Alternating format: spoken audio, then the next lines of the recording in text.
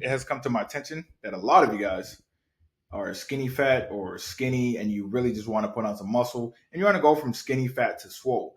So today I'm going to walk you through exactly how to go from skinny fat to swole. Now, why am I telling you this? Because I went from 149, yes, 149 guys, literally 149 to in this picture 200. Right now I'm hovering between 185 to 187 ish. But as you can see, I put on a lot of muscle. Right here, people were like, yeah, genetically, you just don't have the genetics to put on muscle. And now they're like, yeah, you just have good genetics. So if you want to go from people saying, yeah, your genetics are absolutely shit, to people saying, yeah, you only look good because you have good genetics, then this video is definitely for you. If you want to put on, lean mass the natural way, then this is definitely for you guys. So let's get into it.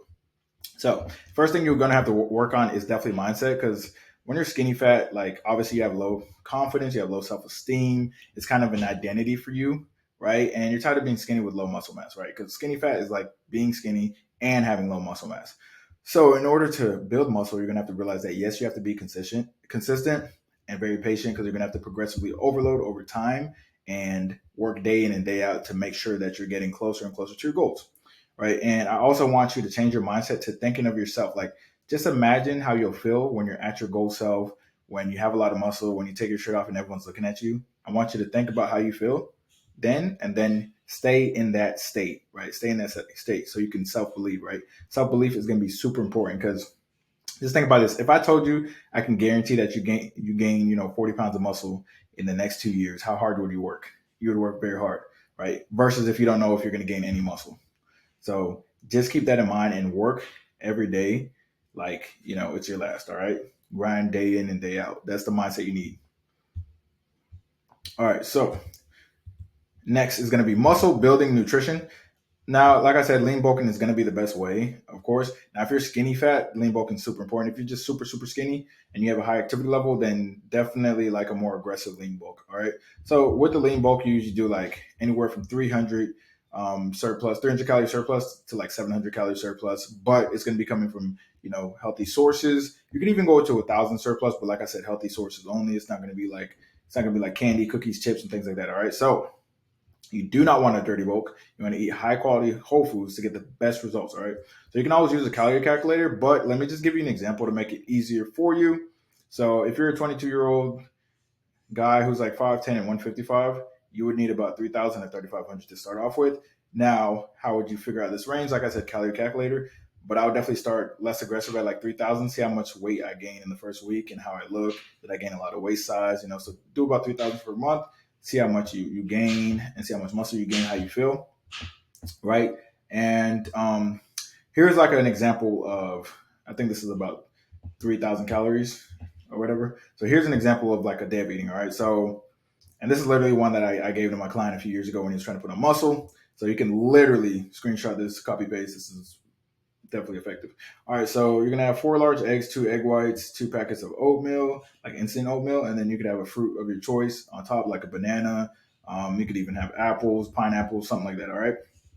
And then the second option is going to be you can do a bagel with cream cheese or jelly, and then 5 large eggs sauteed with vegetables. The third option you could do, which listen, this is a lot of options. I literally eat the same thing every day, so this is more than I would need if I bulked. If I bulked, I just go with option number one and never do anything else. So, anyways, 2 packets of oatmeal, 1 MedRx bar, or 2 pure protein bars. 1 MedRx bar is about 360 calories. 2 pure protein bars is anywhere from 380 to 400. All right. All right. Next, you could also do 2 cups of mini wheats or special K cereal, cup of milk, a scoop of protein powder. So you're getting your protein in, you're getting your fiber in as well. All right.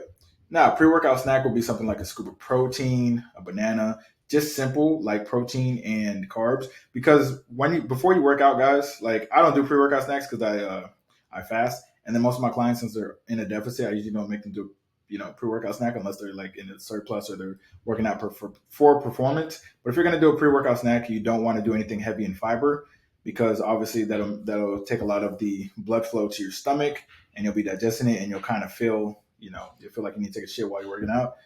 And then you also don't want to do anything with fat, because fat has 9 calories per gram, so it takes a longer time to break down, so it won't be readily available like a fast digesting carb like banana would be. And then a scoop of protein is good, or having protein before your workout is good, because it'll prevent you from going into your muscle stores, because you'll have extra protein available, right? Because usually, like 30 minutes into your workout, you go through your glycogen stores, or you go through your carb source, and then you start going into your glycogen stores, and then you're going to start going into your muscle. So if you wanna make sure you preserve a little bit more muscle, protein before a workout could help. All right. And then you could have a post workout shake. And like I said, I eat. This is like eating when you're trying to bulk. When you're trying to bulk, you have to eat a lot more, obviously, than if you want to cut. Like this is 3,000 calories. If I'm cutting, I'm probably eating like 1,000 to 1,200 less than this. So obviously, I got to eat more meals. So post workout, you could have these two different shakes. Nothing crazy, just some milk. Protein powder. I would prefer the protein powder and the banana and the almond butter versus the mass gainer. The mass gainer will give you the shits, guys. Not even gonna lie. All right, so options for 2 and 3. I literally would do the same one, but like I said, you could pick two different ones. But I would literally probably do like 2 cups of rice, and then what did I used to do? Like some steak twice, or I do 2 turkey burgers twice. Like that simple, guys. Or if you want to be even lazier, then chicken thighs is probably gonna be the cheapest. So do 2 cups of rice, and then broccoli, and then 8 ounces of chicken thighs twice a day, or 6 ounces of chicken thighs twice a day. And then nighttime snack, you can have 2 glasses of milk and a protein bar, or you can have 2 Greek yogurts, or you can have some low calorie ice cream. Very very simple, like a Halo Top. All right, so muscle building workouts. I will link my push pull legs program in the bio, or you can do a bro split or upper body lower body. The main factor for building muscle is going to be making sure that you're actually doing mostly compound movements. Listen up, guys. Mostly compound movements. That's your squats.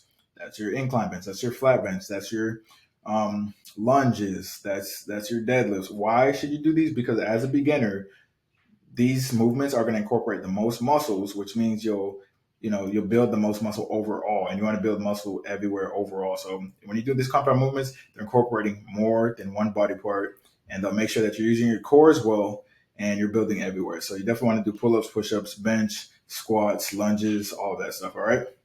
And then you want to make sure you progressively overload. What does that mean? That means adding weight to each movement every couple of weeks, right? Because obviously, if you start and you're benching, your incline benching like 135, if 3 months later you're doing 185, and then another 6 months later you're doing like 225, you'll notice a difference in your upper chest. Your upper chest will have grown. Same thing for shrugs. If you're doing shrugs with like 135, and then on the Smith machine, and then 1 year later you're doing 500, then you'll definitely notice your traps are way bigger. All right, so track your workouts and the weight used. So when you do go back to the gym, you make sure that you're actually improving each time, or at least staying at the same place.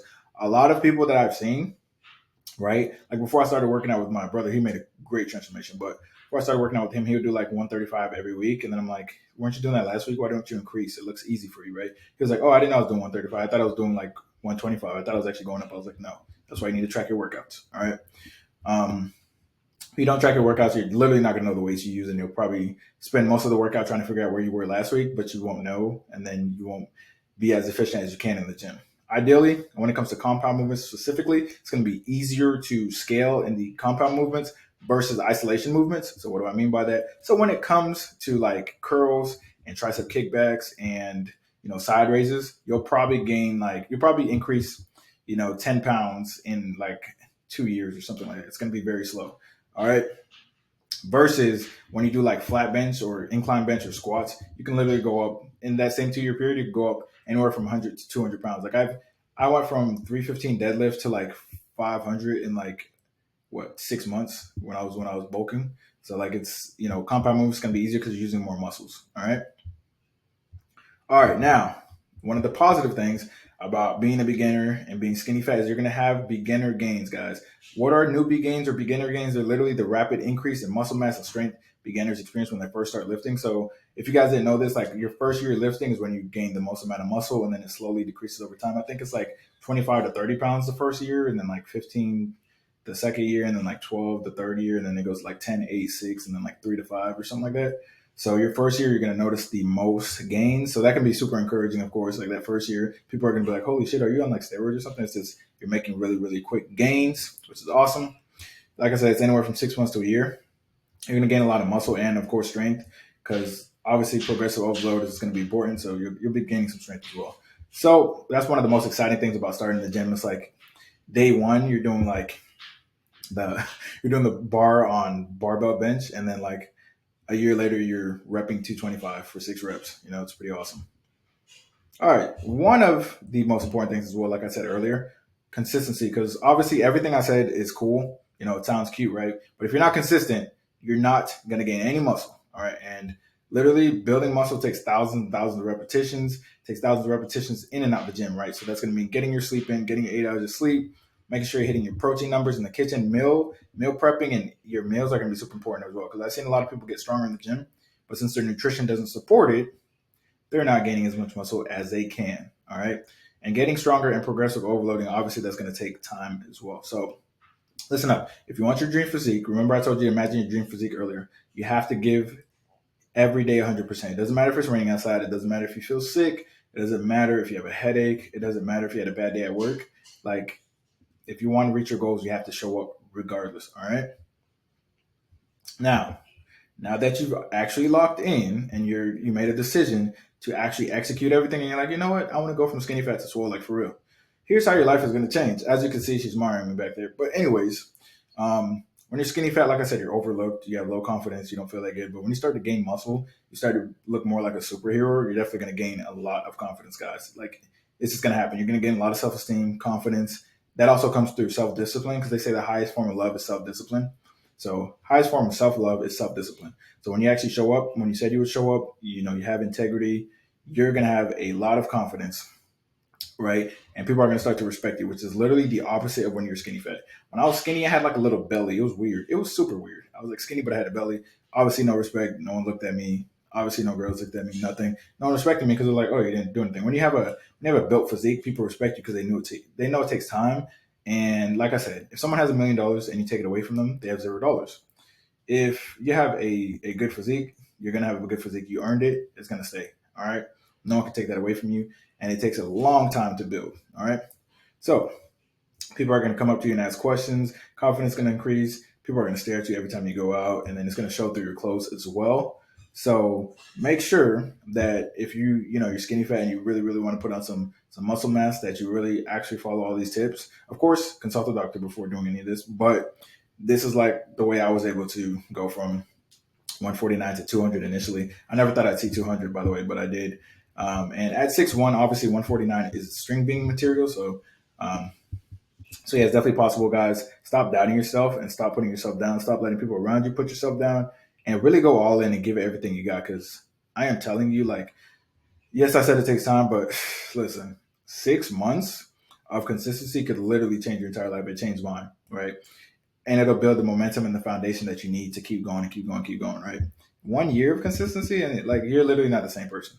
Like, I seen it happen to my little brother. He went from like kind of skinny lean to just like swole, and people are like, "How old is this dude? Like 35?" And no, he's not even 20.